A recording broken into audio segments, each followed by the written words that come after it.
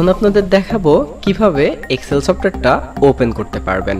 যদিও এটা অনেক সিম্পল একটা বিষয়, তারপরও আমি আপনাদের দেখাবো, কারণ এখান থেকে আপনি নতুন একটা ইনফরমেশন পাবেন। তো এক্সেল সফটওয়্যার ওপেন করার অনেকগুলো অপশন আছে, তার ভিতরে অন্যতম অপশনগুলো আপনাদের দেখাবো। প্রথমেই আপনি মাউসের রাইট বাটনে ক্লিক করবেন, এখান থেকে নিউ, এখান থেকে এক্সেল ওয়ার্কশিটে, মাইক্রোসফট এক্সেল ওয়ার্কশিটে একটা ক্লিক করলে আমাদের ডকুমেন্ট রেডি। আপনি চাইলে এখানে নামকরণ করতে পারেন, আমি আমার নামটা দিয়ে ইন্টারপ্রেস করলাম। এখন যদি এটাকে ওপেন করি তাহলে দেখতে পারবেন আমাদের ডকুমেন্টটা কিন্তু ওপেন হয়ে গেছে।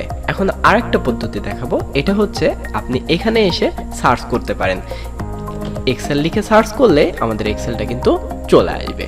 আচ্ছা, তো এই গেল একদম সিম্পল একটা পদ্ধতি। আমরা আরও একভাবে করতে পারি, সেটা হচ্ছে দেখুন উইন্ডোজ 10 যারা ইউজ করি তাদের এইভাবে ক্যাটাগরি ওয়াইজ দেওয়া থাকে, যেমন এ, বি, সি। আমরা নিশ্চয়ই এক্সেল খুঁজতে চাচ্ছি, তাহলে ই ক্যাটাগরির ভিতরে দেখলেই আমরা কিন্তু পেয়ে যাব। তো এইগুলো অনেক সিম্পল একটা বিষয়, বাট আমি আপনাদেরকে এখন ভিন্ন একটা ট্রিক শেখাবো যাতে আমরা খুব দ্রুত এক্সেলটা ওপেন করতে পারি। তো এইটা করার জন্য আপনাদের প্রথম কাজ, আপনারা প্রথমে সার্চ দিবেন এক্সেল বলে, স্টার্ট বাটনে ক্লিক করে এক্সেল বলে সার্চ দিবেন। এরপরে এইটার উপর মাউসের রাইট বাটনে ক্লিক, এখান থেকে ওপেন ফাইল লোকেশনে একটা ক্লিক করবেন।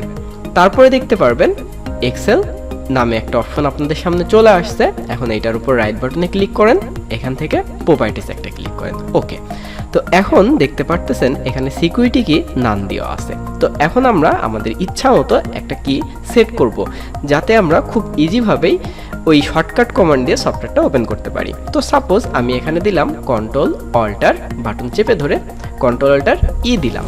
দেখুন আমরা কিন্তু এখানে দিয়েছি কন্ট্রোল অল্টার ই। তো এরপরে আমাদের কাজ থাকবে অ্যাপ্লাই, এবার কন্টিনিউ, এখান থেকে ওকে। তাহলে আমাদের যে বিষয়টা হবে সেটা হচ্ছে আমাদের কষ্ট করে এক্সেল খোঁজা লাগবে না।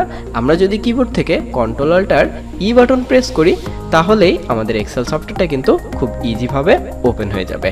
আশা করি ভিডিওটা আপনাদের কাছে ভালো লাগবে।